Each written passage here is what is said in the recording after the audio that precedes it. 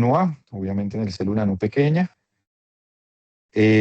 Pablo ha hecho una muy buena revisión de la literatura y la ha condensado de buena forma en esta presentación que está por empezar. Y bueno, pues sin más preámbulos, Pablo, por favor, inicie. Esta es su primera presentación, además. Pablo es Sí, fellow señor. de Primera primer año. presentación. Sí, señor. Listo, doctor, muchas gracias. Como el doctor pues lo mencionaba, mi nombre es Pablo Posada, soy fellow de primer año del programa de cirugía de tórax de la Universidad del Bosque.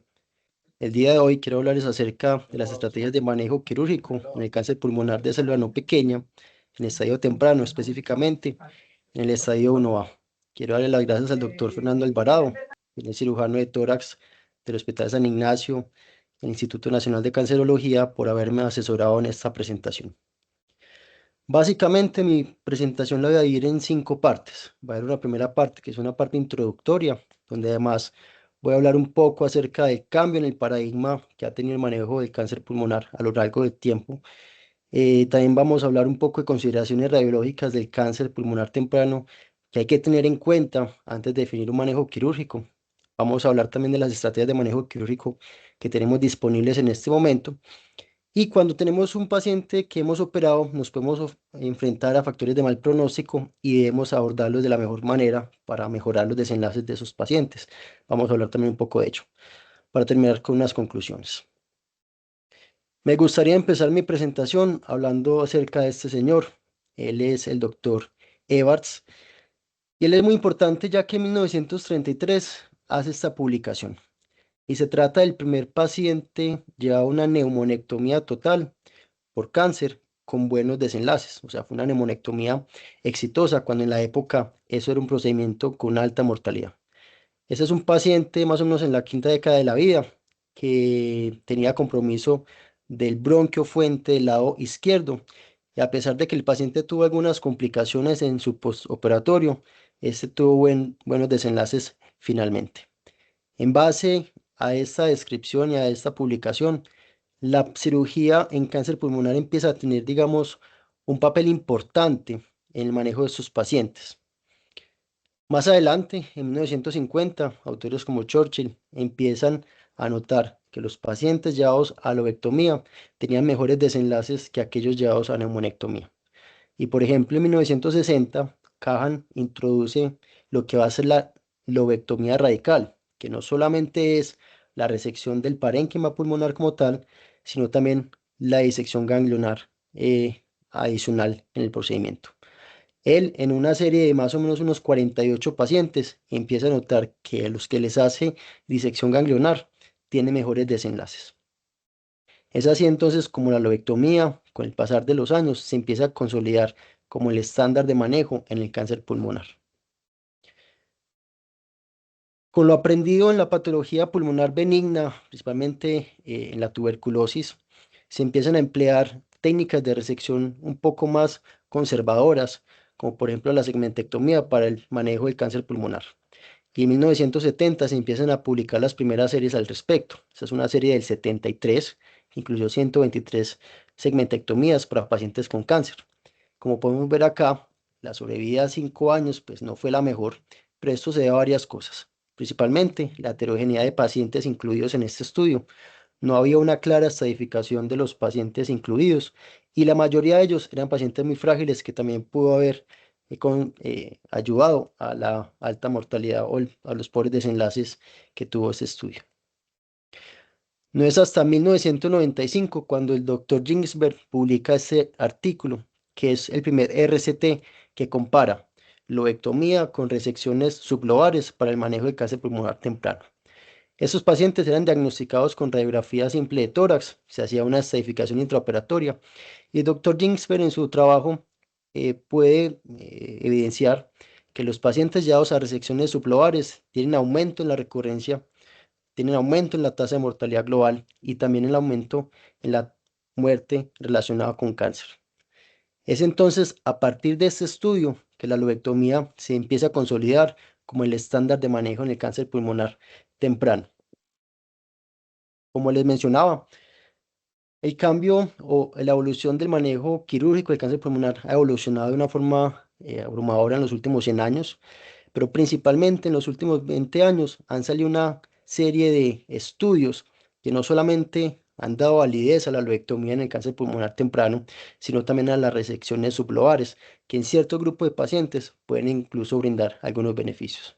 Y no solamente los avances en este tipo de resecciones, lo que ha aumentado los desenlaces en los pacientes, sino también en el manejo de la disección ganglionar, como vamos a ver más adelante. Esta gráfica me parece muy interesante. Las tres primeras líneas superiores muestran cómo es la supervivencia de los pacientes con cáncer pulmonar temprano. Según la nueva edición de la TNM, estos se van a definir en 1 a 1, 1 a 2 o 1 a 3. Y como vemos acá, alcanzan supervivencias incluso superiores al 80% a más de 5 años. Y esto es gracias a que la cirugía juega un papel importante en el pronóstico y supervivencia de estos pacientes. Pero hay que saber escoger bien qué pacientes vamos a operar. Para definir qué pacientes son llevados a cirugía o pueden ser llevados a cirugía, hay que entender algunos conceptos imagenológicos. Por ejemplo, ¿qué es un nódulo subsólido? El concepto de lo que es la relación consolidación-tumor y algunas consideraciones propias del tamaño tumoral como tal y el tamaño del componente sólido. Entonces, ¿qué es un nódulo subsólido? Básicamente, y con efectos prácticos, un nódulo subsólido es una opacidad, como vemos acá, que se encuentra en una imagen de tomografía, en donde esa opacidad usualmente está circunscrita, y hay dos grandes variables de esos nódulos subsólidos, los que son puramente en virus melilado, donde podemos ver con gran claridad toda la trama vascular, y nódulos subsólidos que tienen adicionalmente un componente sólido en su interior. En la década de los 80, la tomografía de tórax empezó a ser un método diagnóstico cada vez más disponible a nivel mundial, y con ellos empezaron a observar que habían lesiones que anteriormente en la radiografía de tórax pues, no eran visualizables o visibles, entre ellas los nódulos subsólidos. Y se empezó a pensar si esos nódulos tenían algún tipo de pronóstico o de comportamiento de malignidad, y para saber cómo se deberían de abordar, se empezó a estudiar al respecto. Y uno de esos estudios arrojó que la relación consolidación-tumor era un parámetro importante para definir si un paciente se beneficiaba de uno u otro procedimiento quirúrgico, como vamos a ver más adelante. ¿Qué es esta relación consolidación-tumor? Es básicamente medir el componente sólido del tumor y dividirlo por el componente total del tumor. Eso va a arrojar un índice. Ese índice va de 0 a 1 y como vamos a ver más adelante es fundamental conocer este índice para saber qué tipo de resección le podemos ofrecer a los pacientes. En base a esto sale en el 2011 un estudio prospectivo que es el Jacob 0201. Es un estudio que pretendía evaluar si las imágenes por tomografía podían predecir la no invasividad patológica de tumores subsólidos. Este estudio pudo demostrar con una especificidad muy alta que una relación consolidación-tumor de hasta 0,25 podría identificar, como les mencionaba, con alta especificidad adenocarcinomas pulmonares no invasivos. Se hizo posteriormente, 2 años después, un análisis de supervivencia de los pacientes incluidos en este estudio. Los pacientes con esa razón consolidación tumor de hasta 0,25 tenía muy buena supervivencia global a 5 años. Y se compararon con aquellos pacientes que tenían una relación consolidación tumor un poco mayor de hasta 0,5. Se compararon y este estudio puede definir que aquellos pacientes con una razón consolidación tumor de hasta 0,5 tenían muy buenos desenlaces y buen pronóstico. Pero aparte de la relación, hay otras cosas que nos pueden a nosotros también orientar qué tipo de resección podemos hacer en el paciente. La respuesta es sí, y es el tamaño tumoral como tal y el tamaño del componente sólido. De los estudios que encontré, este fue el más reciente que habla al respecto. Es un estudio chino prospectivo publicado en 2023, que lo que pretendía era evaluar la capacidad de la tomografía de alta resolución para predecir la invasión tumoral en lesiones de menos de 3 centímetros o hasta 3 centímetros con un componente en virus melilado. Este estudio entonces concluyó que un componente sólido de 6 o más milímetros era un umbral muy bueno para definir aquellos tumores que podían tener un componente invasivo con una sensibilidad muy buena y una especificidad también muy buena. Pero esto se vio principalmente en dos subgrupos de pacientes, tumores de hasta 1 centímetro y tumores de 2 a 3 centímetros. En aquellos tumores de 1 a 2 centímetros, la sensibilidad, como podemos ver acá, y la especificidad no fue tan buena.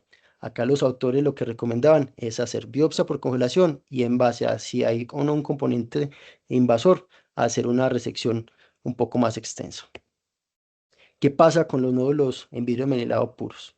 Entonces, este estudio pudo evidenciar que aquellos nódulos en vidrio mediado puros de hasta 1 centímetro, ninguno de ellos tenían un componente invasor. Todos fueron adenocarcinoma in situ o mínimamente invasivos. Pero aquellos tumores de más de 20 milímetros, casi 90% de ellos ya tenían un componente invasor, lo que es importante para nosotros al momento de hacer una resección pulmonar. En base a esto, entonces, ¿qué estrategias de manejo le podemos ofrecer al paciente? Tenemos básicamente tres: la resección en cuña, la segmentectomía y la lobectomía. Pero adicional a esto, es muy importante tener en mente que la disección ganglionar también es algo que va a afectar la supervivencia y el pronóstico de los pacientes, como vamos a ver más adelante. Entonces, la resección en cuña, ¿cuándo está indicada? Este es un estudio publicado en el 2022, es el Jacob 08004. Es un estudio que incluyó pacientes con lesiones de hasta 2 centímetros de diámetro, con una relación consolidación-tumor de hasta 0,25. Todos estos pacientes fueron llevados a resecciones sublobares, resecciones en cuña y segmentectomía. Lo que pretendía este estudio era mirar la factibilidad de la resección sublobar en el cáncer pulmonar periférico, predominantemente en virus menilado. Desenlace principal: supervivencia libre de recurrencia 5 años. Y que podemos ver acá, pues fue muy buena, casi del 100% en este grupo de pacientes. Ya tenemos entonces claro que estos pacientes podemos manejarlos con resecciones limitadas como las cuñas. Pero la pregunta es, ¿podemos utilizar la cuña para tratar otro tipo de lesiones más grandes? Este es un estudio publicado en 2024, es un estudio retrospectivo, incluyó pacientes manejados con cuñas y segmentectomías. Como desenlace, quería mirar la supervivencia libre de recurrencia y sobrevida de cáncer específica en pacientes con lesiones 1A. Acá me parece importante sus hallazgos del estudio. Fueron los pacientes divididos en 4 grupos diferentes y específicamente en el grupo de pacientes de hasta 3 centímetros, pero principalmente con una razón consolidación tumor de más de 0,5, empezaron a notar que estos presentaban variables de mal pronóstico.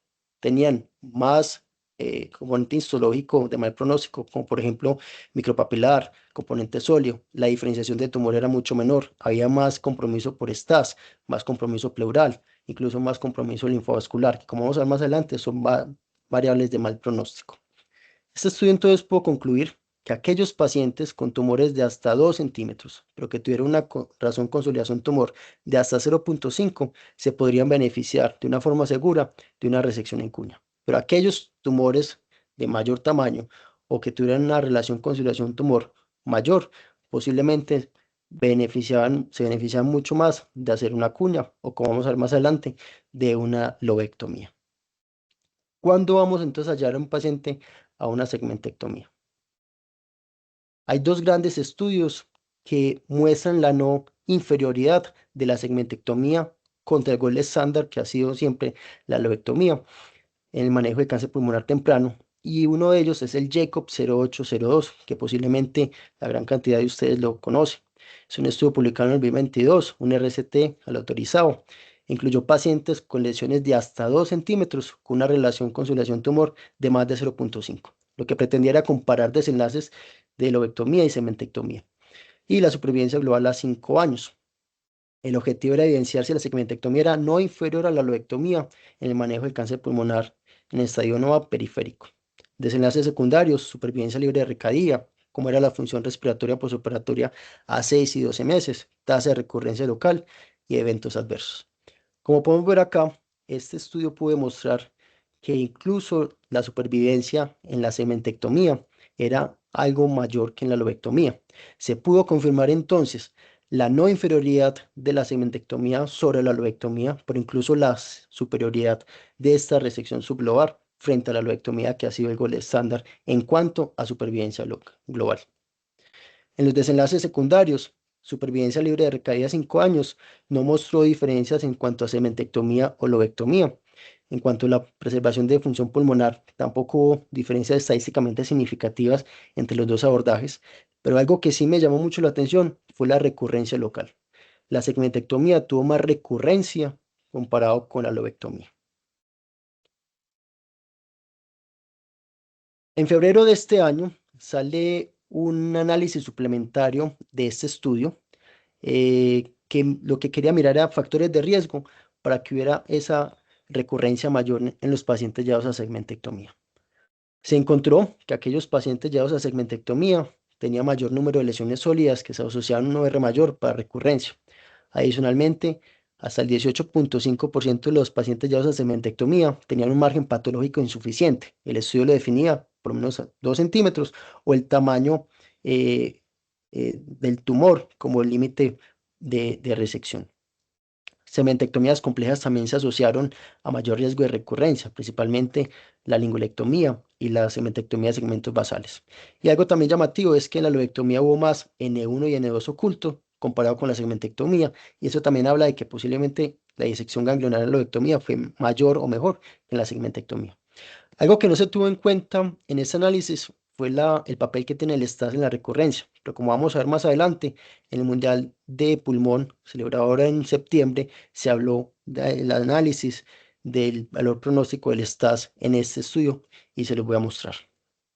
El otro estudio es el CALGB 140503. Ese es un estudio publicado en 2023, multicéntrico internacional. Participaron pacientes de Estados Unidos, Canadá y Australia. Se incluyeron pacientes con lesiones de hasta 2 centímetros.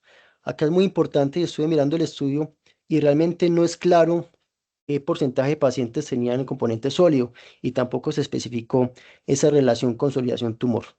Acá se incluyeron pacientes llevados a lobectomía y resecciones sublobales, pero a diferencia del Jacob, también se incluyeron pacientes llevados a resecciones en cuña, casi el 60% de ellos. Objetivo y desenlace principal, determinar si la resección sublobar era también no inferior a la lobectomía y mirar la supervivencia libre de enfermedad en este grupo de pacientes. Secundarios, supervivencia global y la recaída de la enfermedad. En cuanto a los desenlaces primarios, pues supervivencia libre de enfermedad 5 años y supervivencia global fue similar en ambos grupos y se pudo confirmar la no inferioridad de la segmentectomía, perdón, de la resección sublobar sobre la resección lobar, como vemos acá. En cuanto a cambios de la función pulmonar, vemos que fue mucho menor en aquellos pacientes llevados a resecciones sublobales, pero hay que tener en cuenta que una heterogeneidad, una variabilidad en este tipo de resecciones sublobales, más del 60% o casi el 60%, perdón, eran resecciones en cuña, que sabemos que es resecar mucho menos tejido pulmonar con respecto a una segmentectomía. En cuanto a la supervivencia libre de recurrencia a 5 años, también fue similar en ambos grupos, sin diferencias estadísticamente significativas. Pero algo que sí me llamó la atención es que la recurrencia fue alta en ambos grupos, tanto en la resección sublobar como en la resección lobar. Analizando esto de por qué pudo haber pasado, encontré que la disección ganglionar fue menos estricta en este estudio comparado con el Jacob. Acá se permitió muestreo ganglionar selectivo para realizar la biopsia congelación y no sistemático como fue en el Jacob. Eso pudo también ocasionar mayor riesgo de N1 y N2 ocultos no diagnosticados.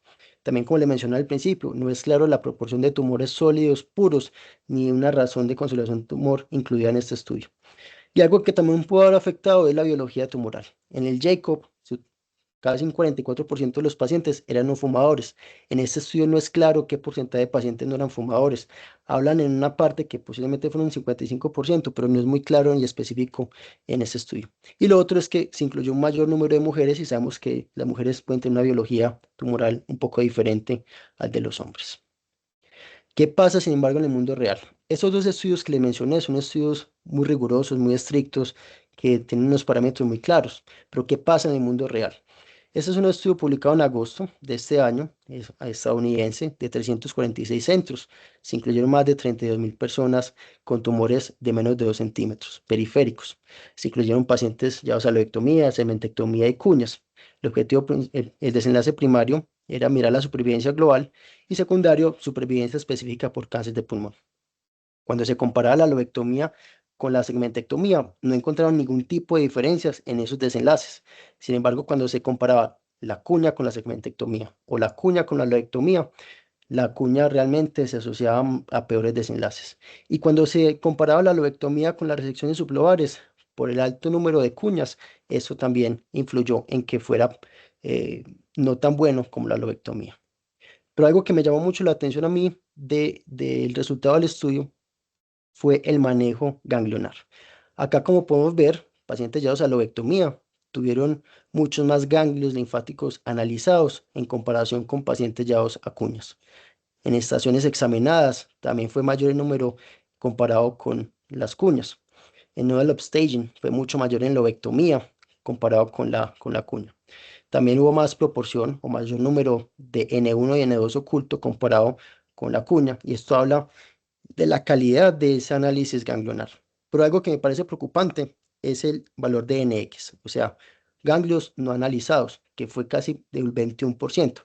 Esto habla de que en este estudio, o precisamente en Estados Unidos, no se está haciendo una buena disección ganglionar, que sabemos, como vamos a ver más adelante, afecta en los desenlaces del paciente. Ya sabemos que los pacientes con relación con consolidación tumor de más de 0,5 y hasta 2 centímetros se benefician de una segmentectomía. ¿Pero qué pasa en aquellos tumores más grandes? Para esto se publicó el Jacob 1211, que es un estudio publicado en 2023, incluyó pacientes de hasta 3 centímetros, pero con una relación consolidación-tumor de hasta 0,5.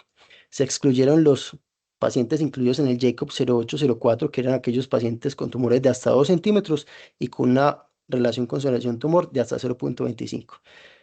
Y lo que pretendía mirar era la eficacia y la seguridad de la segmentectomía para este grupo de pacientes. Desenlace principal, supervivencia libre de recurrencia a 5 años.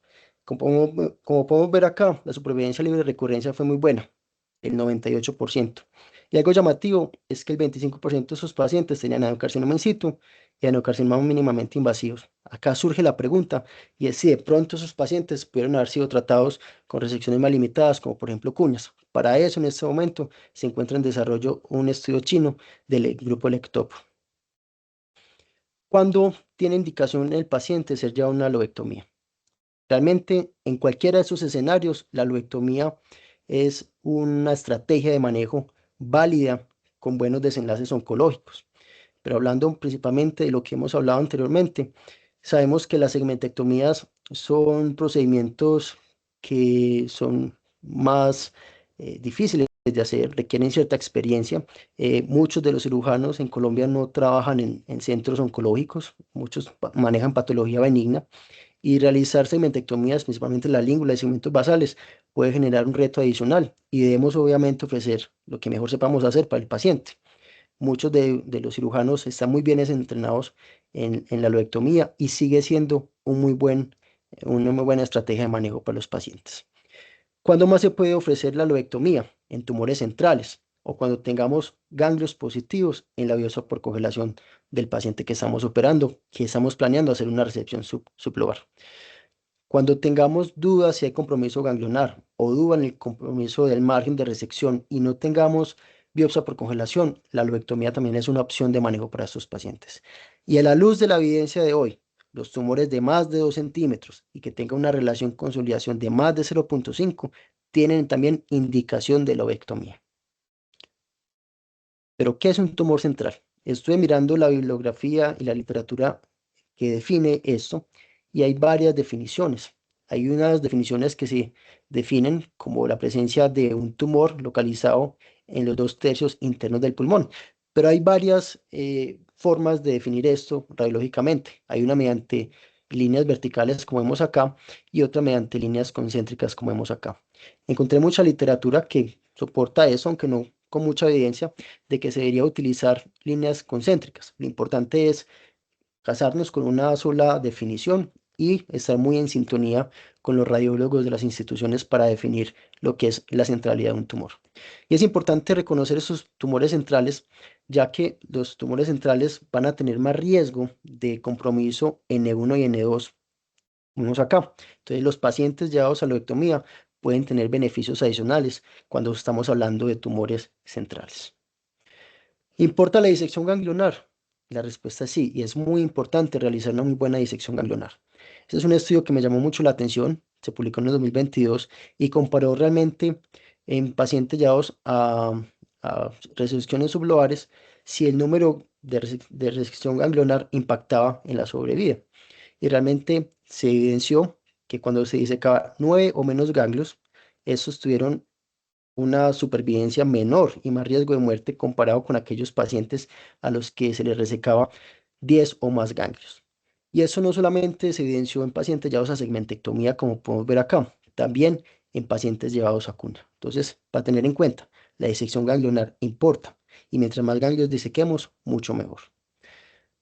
¿Cómo debemos de hacer entonces la disección de los pacientes? Lóbulo específica o sistemática, que son, digamos, los dos grandes grupos de disección ganglionar que hay. La lóbulo específica lo que pretende es disecar aquellos ganglios linfáticos que más riesgo tienen de compromiso metastásico según la localización del tumor, o sea, si están en algún tipo de lóbulo en especial. Y la sistemática simplemente es tratar de disecar la mayoría de ganglios presentes en el lado que estamos operando. A la luz de la evidencia actual, no hay ningún estudio prospectivo autorizado que compare estas dos estrategias. En este momento se encuentra en desarrollo este estudio, que es el Jacob 1413, que lo que pretende es identificar si hay superioridad sobre una estrategia u otra en pacientes con tumores estadio 1 y estadio 2, y estamos pendientes obviamente de su resultado. Una vez hemos operado a nuestro paciente, lo estamos operando, podemos encontrarnos con factores de mal pronóstico. Y lo importante es saber cómo abordar estos factores. Entonces, estamos operando un paciente y durante la cirugía vemos que el margen de resección está comprometido. O sea, vemos que hay tumor en el margen de resección. Eso es un R2. ¿Qué hacemos en ese caso? Los consensos y las guías hablan de si se puede ampliar la resección o el margen de resección, ya sea con una cementectomía, una cuña o incluso una lobectomía, es lo ideal. Cuando tenemos un R1, que es el compromiso del margen de resección ya informado por el patólogo, en la medida de lo posible deberíamos de ampliar esa resección. Lo mismo cuando tenemos un RX, que es cuando no es posible definir por parte de patología si hay compromiso o no. Pero lo ideal siempre es llevar el paciente a una junta multidisciplinaria y definir si es posible o no completar la cirugía. En caso de que el paciente no sea candidato a manejo quirúrgico, una recirugía, por así decirlo, se podrían utilizar otro tipo de estrategias locales, ya sea por radioterapia o terapias ablásicas. ¿Qué pasa si yo tengo un N1 o N2 oculto?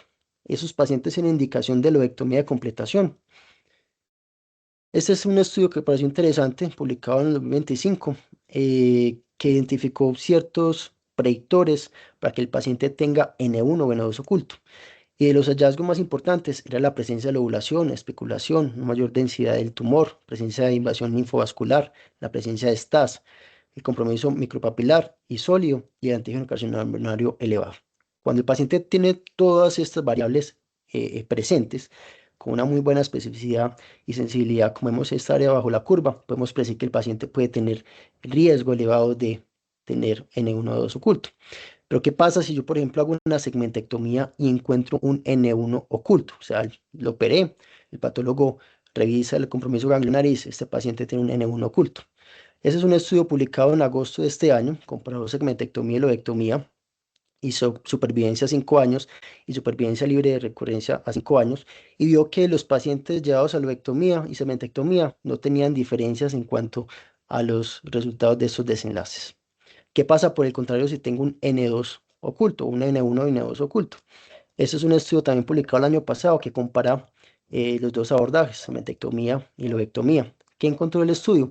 Que aquellos pacientes llevados a cementectomía tenían una menor mortalidad a 90 días y a 30 días, menor tasa de readmisión, menor estancia hospitalaria, pero en cuanto a resultados a largo plazo, no había diferencias en supervivencia si había un N1 o N2 oculto, lo que conlleva a pensar de que realmente no hay un beneficio real de hacer una lobectomía de completación cuando hago una segmentectomía. ¿Qué dice el Consenso Europeo de Segmentectomía publicado en el 2023? Si tengo compromiso N1 o N2, el paciente no debe ser llevado a una lobectomía de completación. Debemos de manejar a este paciente como si tuviera una enfermedad sistémica y es la adyuvancia lo que va a impactar en la supervivencia del paciente. Pero ¿qué pasa si encuentro un N1, por ejemplo, en un paciente llevado a una resección en cuña. Sabemos entonces que no hay diferencias en cuanto a lobectomía y segmentectomía, pero la cuña sí tiene menor supervivencia a largo plazo. Entonces, en este grupo de pacientes que decidimos de comentar una junta multidisciplinaria para definir si podemos hacer o no una resección más ampliada. ¿Qué pasa si tengo compromiso linfovascular? Este es un estudio publicado también recientemente, en junio de este año, un estudio retrospectivo. Se comparó la lobectomía y la segmentectomía en pacientes en estadio 1 con invasión linfovascular. La supervivencia a 5 años fue similar entre segmentectomía y lobectomía. Entonces realmente se consideró que la segmentectomía podría ser oncológicamente equivalente a lobectomía y no se necesita tampoco realizar una lobectomía de completación. Pero ¿qué pasa con el componente sólido micropapilar, que son hallazgos histológicos de muy mal pronóstico que conocemos? Este es un estudio publicado en el 2024, retrospectivo, el cual se incluyeron los pacientes o los criterios de inclusión del estudio del Jacob 0804, que eran pacientes con tumores de hasta 2 centímetros, con una relación conciliación-tumor de hasta 0.25. Y es muy importante tener este criterio de inclusión. Se incluyeron pacientes llevados a lobectomía y resecciones sublobares, entre ellos 39 cuñas. Desenlaces primarios, supervivencia específica por cáncer y supervivencia global. Y vemos que en ambos grupos no hubo diferencias en los desenlaces que les mencioné, pero es importante nuevamente tener en cuenta que eso sirve solamente para tumores de hasta 2 centímetros con una relación consolidación-tumor de hasta 0.25. Cuando esta relación excede, no sé, 0.5 o cuando el tumor es mucho más grande, esos pacientes sí se benefician de resecciones más amplias, por ejemplo, una lobectomía. El STAS. El STAS es un tema de debate que ha surgido en los últimos años. ¿Qué hacemos con los pacientes STAS positivos? Y el STAS es la presencia de células cancerígenas en las vías respiratorias, principalmente alvéolos y bronquiolos respiratorios. Este es uno de los estudios más grandes que hay al respecto. Es un estudio retrospectivo publicado en el 2023 de pacientes STAS positivos llevados a lobectomía, cementectomía y resecciones en cuña. En cuanto a la recurrencia, vemos que es muy similar en lobectomía y segmentectomía, pero en cuña sí es mucho más alto.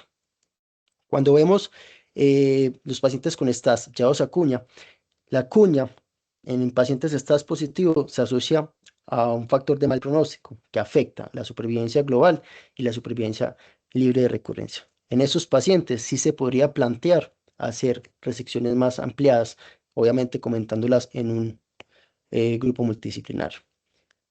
No es hasta septiembre de este año cuando empezamos a tener evidencia del valor pronóstico del STAS en un estudio prospectivo aleatorizado, que es el Jacob 0802. Acá se hizo un análisis del valor pronóstico del STAS en este estudio. 32 patólogos revisaron los pacientes incluidos en el Jacob y se encontraron que en 35% del total eran STAS positivos. Y definitivamente el STAS positivo es un factor de mal pronóstico que afecta no solamente la sobrevida o la supervivencia global, sino la supervivencia libre de recurrencia, como vemos acá, y por lo que es un claro factor pronóstico, factor pronóstico. ¿Qué pasa con la recurrencia?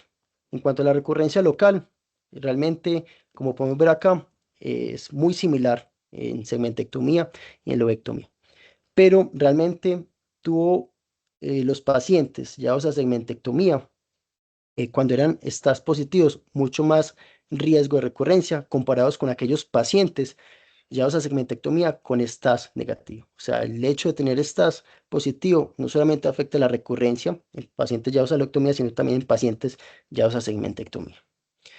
Una cosa importante es que la presencia de STAS se asoció claramente a una supervivencia libre de recurrencia corta, más corta en ambos grupos, pero afectó solamente la supervivencia global en el grupo de lobectomía, como muestran estas gráficas.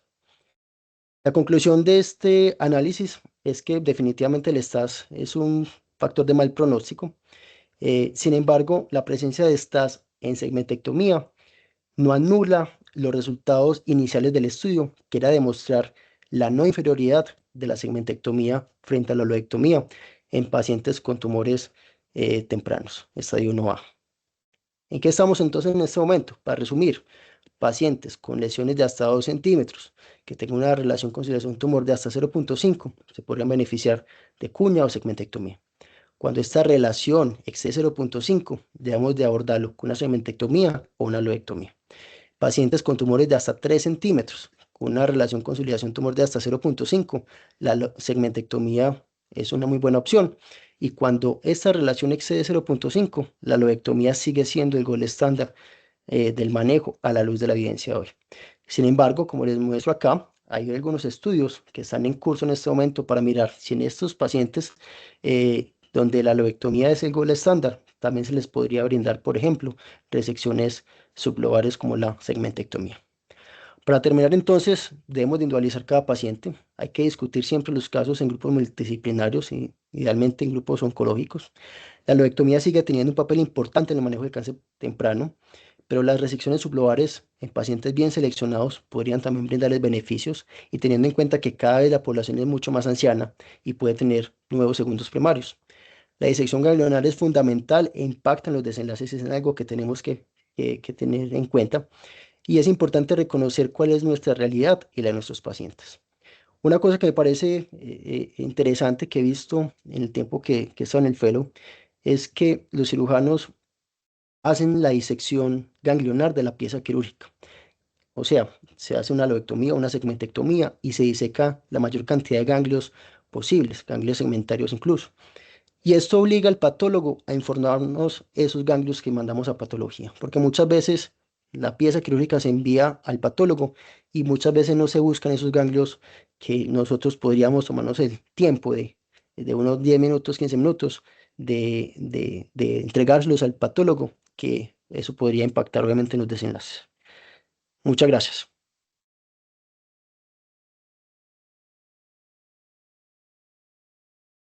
Bueno, Pablo, pues muchas gracias por la excelente presentación. Lo felicito como lo felicité también cuando se la vi previamente. Me pareció muy completa y pues ha logrado resaltar los aspectos más importantes para la toma de decisiones quirúrgicas pues en estos pacientes de estadio 1A con lesiones periféricas. Muchas gracias a Abro la ustedes. sala entonces para posibles preguntas del auditorio. No sé si hay por ahí dudas o manos levantadas.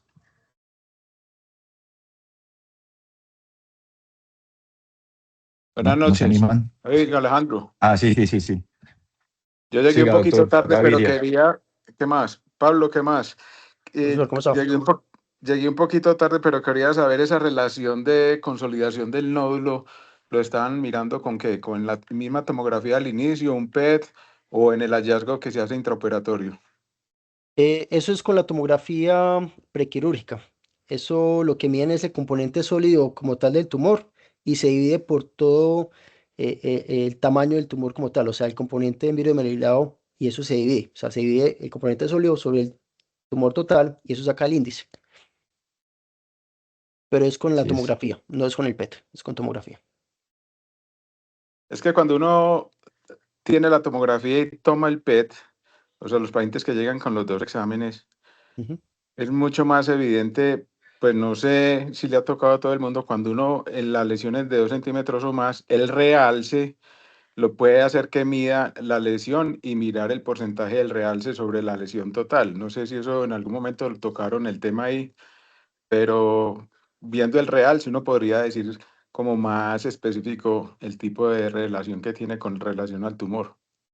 Sí, realmente lo que encontré y todos los estudios se basan es en tomografía de tórax, o sea, no incluyen el PET para esa medición, es simplemente tener la tomografía, que hace parte obviamente también de la estadificación del paciente, y en base a eso se hace la medición y con eso es tratar como de definir el manejo quirúrgico ideal del paciente.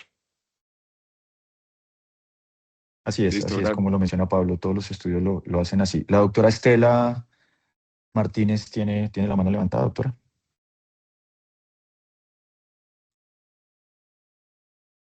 Doctora, está silenciada todavía. No,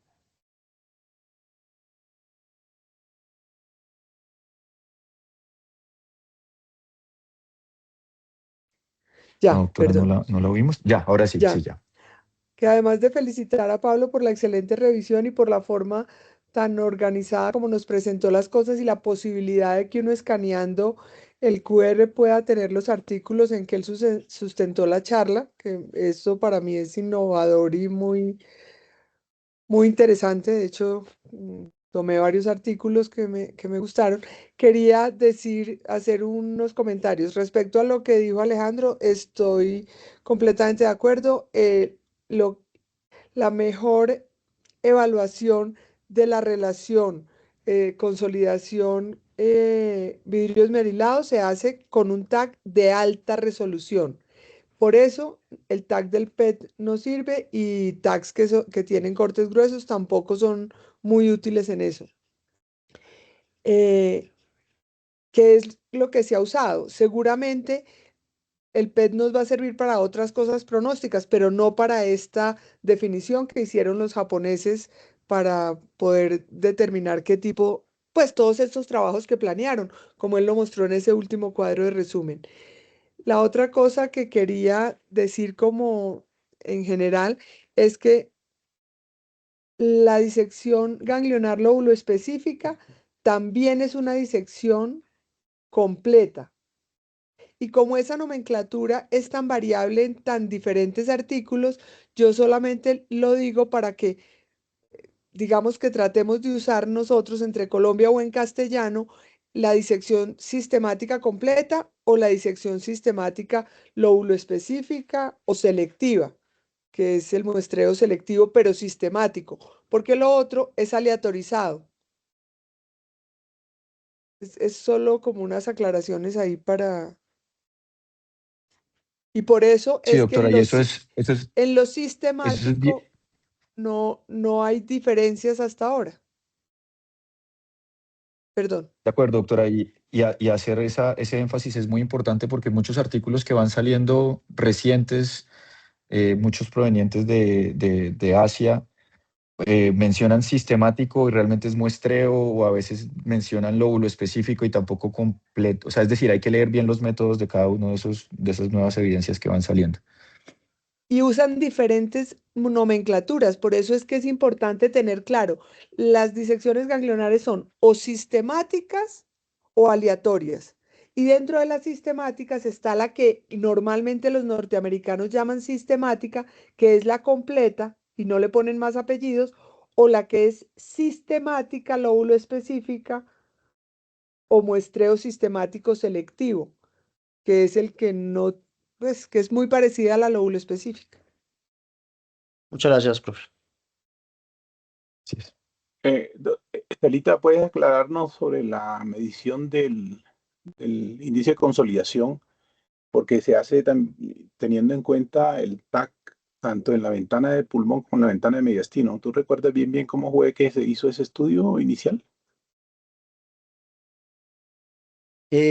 No. Los ejemplos que se hacen, doctora, doctor, qué pena, es con la ventana de pulmón, Pulmón. las dos. Es Eso decir, el es lo que yo componente conozco. sólido y... Sí, señora. Como lo mostró el doctor, si quiere Pablo, ponga la Sí, presentación señor. en donde sale el... Ya mismo la pongo. Porque es que la ventana de mediastino subestima la consolidación, la sólida. Sí, señora. Subestima.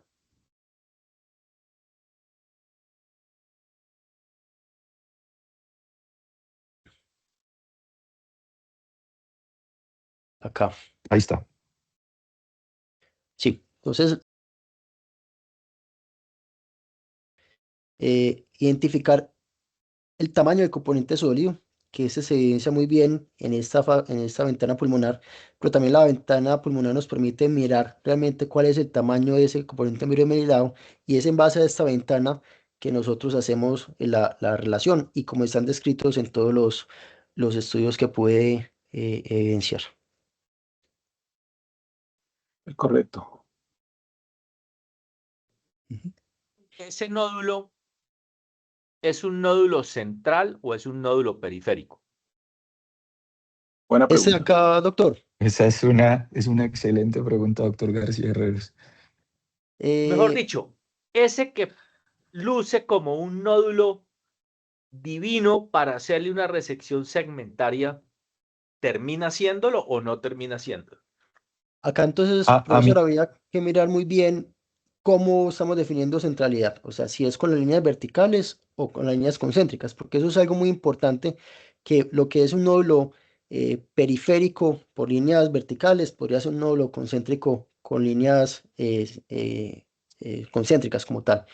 En ese estudio era un nódulo periférico, pero realmente acá no definieron bien cómo fue la medición de si era con líneas concéntricas o verticales, como les mencionaba anteriormente. solo por dar mi opinión, yo creo más en las concéntricas, creo más en esa definición del tercio externo, y usualmente uno se tiene que valer de las otras reconstrucciones para poder pues dar una definición más precisa. La doctora Estela tiene nuevamente la palabra. No, yo solo quería decir eso que usted dijo. Estoy de acuerdo. Lo que nos muestra mejor la periferia es las concéntricas. Desde mi punto de vista y de la mayoría, cuando uno oye las charlas, casi todo el mundo hoy día ya no mira las otras, ya la más frecuente es la concéntrica. Cuando yo estudié cirugía de tórax, la definición de centralidad estaba dada por un nódulo que era capaz de verse o biopsiarse desde una broncoscopia. Esa es una definición antigua que aunque es válida, ya no nadie la usa y la realidad es que las concéntricas es como en lo que más nos basamos. Y si uno mira este nódulo que es bastante apical, seguramente en un corte coronal va a estar dentro de la periferia, o al menos en el límite entre la periferia y el centro. Sí, señor. Y lo que uno ve en algunas demostraciones es que un nódulo que pudiera no ser periférico lo hacen periférico. Y a veces lo ve que los operan y todo eso y uno, bueno, queda ahí con dudas. Pero ahí hay una gran controversia. Yo creo que lo concéntrico es lo que más se acerca a la realidad con respecto al lirio pulmonar. Eso es lo más lógico.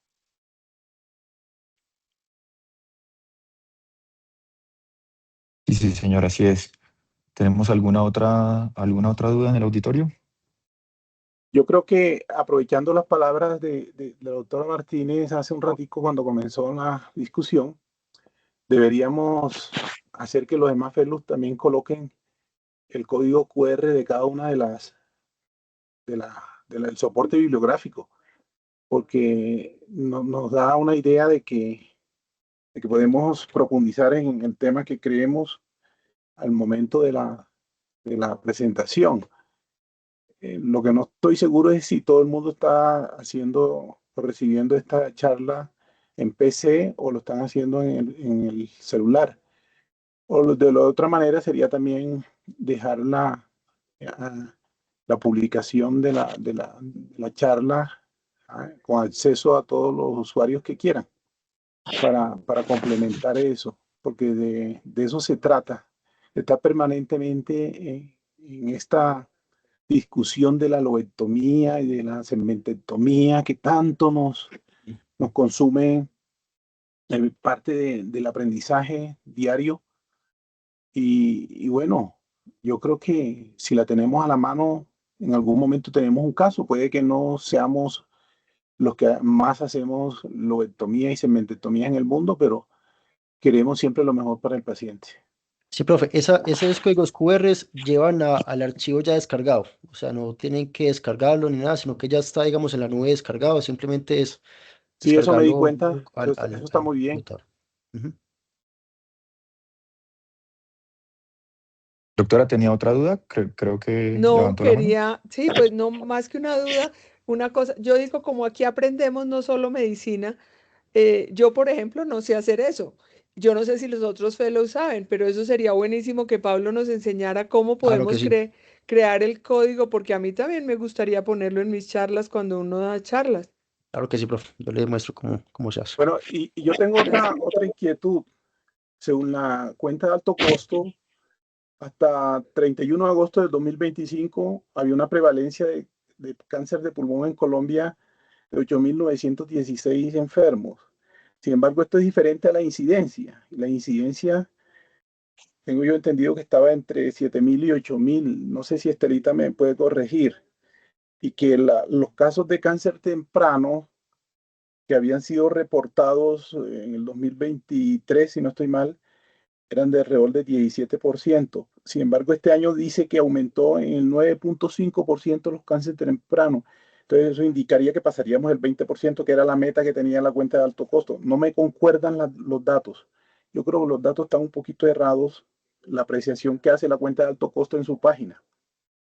Entonces, Esa publicación, profe, usualmente es una publicación por el Día del Cáncer de Pulmón. A veces toca esperar a que nos voten los datos completos, porque usted tiene razón. Estaba el promedio nacional de 16 punto algo por ciento en 7%, el 2000. Exacto, sí. Y pues ahora en texto plano nos escriben, según la publicación de hace 10 días de la cuenta de alto costo, en donde dicen lo que usted menciona, que se subió porcentualmente, pero no ponen el número total. Yo creo que nos toca esperar. ¿Puedo preguntar? Y sí, bueno, ¿quién? Ricardo, adelante. Sí, gracias. Es que yo Sí, hablé sí, con señor. Pablo, le dije que había un artículo, pero en realidad no es artículo, es una presentación en el AATS en mayo 3, que le hizo un japonés, Nakajima, refiriéndose a los resultados del mismo estudio de Jacob 0802 WJOG 4607, que habla de la supervivencia a 10 años, o sea, una actualización más reciente, y en la que la conclusión es que los beneficios de la supervivencia sobre la lobectomía siguen evidentes aún 10 años de seguimiento, aún después de 10 años de seguimiento, con una supervivencia global, una ventaja a 10 años comparada con la de los 5 años, que es la que conocemos más. Eso está apenas en los abstracts y la presentación disponible en el AATS, pero no está publicada. Sin embargo, hay un japonés del mismo, que es autor del mismo trabajo, Asamura, que es del Instituto Nacional de Cáncer de Japón, que los mismos resultados hace fuerza y los dice. Debe considerarse que el estándar es aún la lobectomía, que los beneficios son marginales. Ahí creo que hay un problema como de interpretación, y yo no entiendo por qué el japonés Asamura no es con esa evidencia muy entusiasta de la segmentectomía. Pero este último artículo creo que suma ahí. Y la otra cosa es lo que hay en las guías del 2025 del NCCN, que recomiendan para el estado temprano 1A, 1AB, considera fuertemente, con las consideraciones de que sea de menos de 2 centímetros y el índice de menos de 0,5, la segmentectomía. Y los márgenes, que debe ser de 2 centímetros, pues, que sea hecha con esa calidad. Las guías son importantes, pero no tienen en cuenta todos los detalles que se mencionaron de la relación, excepto una sola, la del 0,5, pero no los demás. Globalmente dice que se debe considerar, no la recomienda y no la dice como el estándar, pero no la pone inferior a la lobectomía. Muchas gracias, profesor. Y lo otro es que muchos factores pronósticos van a salir después de la resección, de los aspectos histológicos y ya, digamos, de patología. Y entonces siempre vamos a tener ese bache allí sobre muchas otras cosas. Pero tenemos que seguir haciendo las cosas en consecuencia de la evidencia que va saliendo, ¿eh? Y esa es la idea de esta charla, de mantenernos al día en todo esto. Seguramente va a haber cambios con el tiempo, pero serán mínimos. Pero el concepto general es ese que tú has planteado, Pablo, y lo has hecho muy amenamente entendible. Y eso me gustó mucho. Te felicito. Muchas gracias. Muchas gracias, profesor. Doctor Beltrán, me metí aquí a la página, cánceres tempranos 19%. Es decir, todavía estamos por debajo del 20%, que es que es la meta nacional. Sobre todo 19% en Bogotá. Nacional está en el 14.9%. Está muy baja, sigue siendo muy baja. Sí, sigue Y bueno, siendo baja. y si es 14%, imagínate tú, de 8.000, eso vendrían siendo un número bastante bajo de casos para toda la nación. ¿Y cuántos de ellos cumplen el requisito de lesión periférica evaluable para cirugía? Y entonces se diluye ahí la cantidad de pacientes que uno realmente le consume conocimiento y le consume congreso y le consume entendimiento para beneficiar a ese pequeño grupo de pacientes. Yo sé que vale la pena, pero de todas maneras la proporción de casos beneficiados con todo este conocimiento en Colombia es mínimo. Sí, ojalá cada vez sean más. Doctor Saldarriaga tenía la mano levantada. Gracias, Fernando. Felicitar a Fernando y a Pablo. Pablo, una excelente revisión y con innovaciones tanto académicas como de informática. Este es un tema de mucha discusión y el cual nos ha apasionado a todos y en los últimos 10 años con mayor énfasis toda vez la penetración de el concepto de recepciones menores que lobectomía, que como dijo Pablo, tampoco es que sea nuevo porque desde los 70 y aún antes de los 70 con las resecciones segmentarias para el manejo de la tuberculosis, pues este no es un tema nuevo, pero se puso muy de moda por el advenimiento de muchas técnicas quirúrgicas y muchas técnicas auxiliares a la cirugía, el verdindocianina, el software para definir la anatomía, la presión de la industria de las grapas, etcétera, y hablar de la robótica. Yo creo que el contexto y el mensaje que Pablo nos da es muy importante y es ubicarnos donde ejercemos, porque los artículos del JCO y los artículos del grupo de cáncer y leucemia son artículos de trabajo realizados en países muy distintos al escenario que vive el cirujano en Bogotá o en provincia, porque no todos los hospitales de Bogotá tienen un patólogo con experiencia en congelación, algunos ni disponen de congelación, para uno definir si su resección segmentaria tiene o no tiene STAS, si su resección segmentaria o sublobar, llamémoslo así, tiene o no STAS, tiene o no un componente micropapilar o sólido o invasivo que le haga a uno dudar que la resección menor que una lobectomía va a ofrecerle algo bueno al paciente. Ese es un detalle que de la conferencia destaco de la presentación de Pablo. Ubiquémonos dónde estamos para ofrecerle al paciente la principal, la mejor de las cirugías para curarlo. Y es obvio que el vaciamiento ganglionar tiene que hacer parte de la cirugía, pero para nosotros es muy importante que la selección del paciente no nos la hagan los trabajos realizados en los países más desarrollados, porque puede que un tumor de 2 centímetros sólido ubicado en un segmento que no permita un buen margen, pero simplemente porque lo podemos hacer, lo hagamos y no le brindemos al paciente el tratamiento adecuado. Y me baso en esa presentación que citó Ricardo Buitrago y le voy a leer las conclusiones de esa presentación que casualmente aquí las tengo. Ese estudio sugirió que la segmentectomía no es inferior a la lobectomía en pacientes con carcinoma pulmonar de células no pequeñas, quienes llenaran los criterios del estudio de la JCO. Sin embargo, la segmentectomía puede no siempre ser claramente superior a la lobectomía en la práctica clínica. Y ese estudio, el de esos japoneses, sugiere que la selección del paciente resultó en superioridad de segmentectomía. Y generalizar los hallazgos del estudio japonés al mundo real debe interpretarse con cuidado. Esas son las 3 conclusiones de la presentación que estaba citando el doctor Buitrago. Entonces, el afán de realizar resecciones menores de una lobectomía debe ir con cautela a la hora de ofrecerle los resultados que los pacientes en Colombia, en nuestro mundo real, se merecen. Yo los hago partícipes de esa alerta para que, como lo hemos dicho muchas veces en este escenario, no estemos reoperando las recaídas. Yo quiero hacer también aquí énfasis en 2 puntos de la presentación de Pablo que los grandes defensores de las resecciones sublobares han dicho siempre. Uno es la consabida respuesta que se da: oiga, doctor, ¿y usted que hizo la resección segmentaria y si el paciente le salió con un gangliecito positivo en el N1 o en el N2, usted lo regresa a lobectomía? Entonces ellos aplican un argumento y dicen, no, usted tampoco lleva neumonectomía, las lobectomías que le salen con ganglios positivos.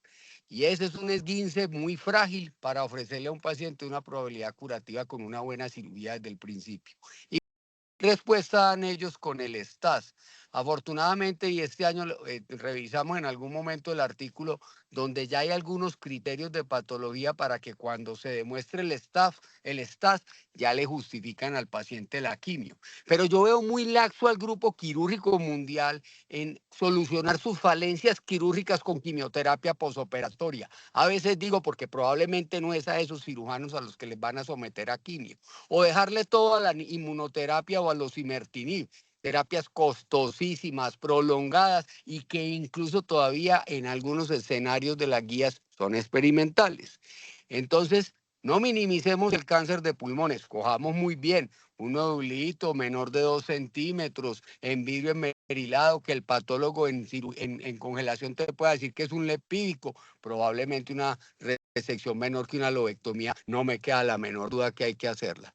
Pero para el resto de los tumores tampoco pensemos en justificar las resecciones sublobares que porque el paciente está muy joven y le va a dar cáncer dentro de 5 o 10 años. No, es que cuando un paciente se opera de cáncer de pulmón, en ese momento, dice la guía, debe continuar seguimiento de por vida. Así que en el momento en que le encontremos un nódulo de 5 milímetros que esté creciendo, que crezca 8, no es tributario otra lobectomía. A ese paciente le podríamos hacer SBRT o le podríamos hacer ablación térmica. Entonces, minimizar la lobectomía, que porque hay alternativas de complementar el tratamiento de la resección sublobar como quimioterapia, inmunoterapia o ITCAS, o minimizar y desplazar la lobectomía, que porque hay que ahorrarle parénquima al paciente, como si no hubiera terapias curativas para el paciente que recidiva con nódulos pequeños y fue bien vigilado en su seguimiento. Gracias. Muchas gracias, profesor. Y muchas gracias, doctor Saldarriaga, por las recomendaciones. Solo le haría pues los siguientes como mensajes, y es que pues lo que sabemos hasta el momento, y sí, lastimosamente proveniente de la literatura en su mayoría del primer mundo, es que pues les va igual de mal con el STAS tanto a los que se operan por lobectomía como por segmentectomía. Es lo que sabemos hasta el momento. No es que nos estemos quedando cortos con alguna de las dos intervenciones y las intervenciones se hacen bien.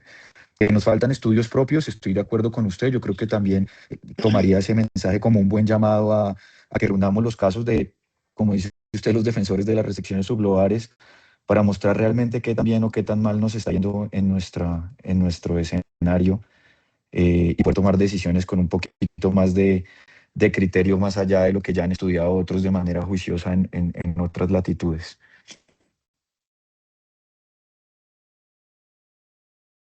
No sé, doctor Beltrán, si quiere Sí, darle no, ya, yo creo que finalización está bien todo, o quiere...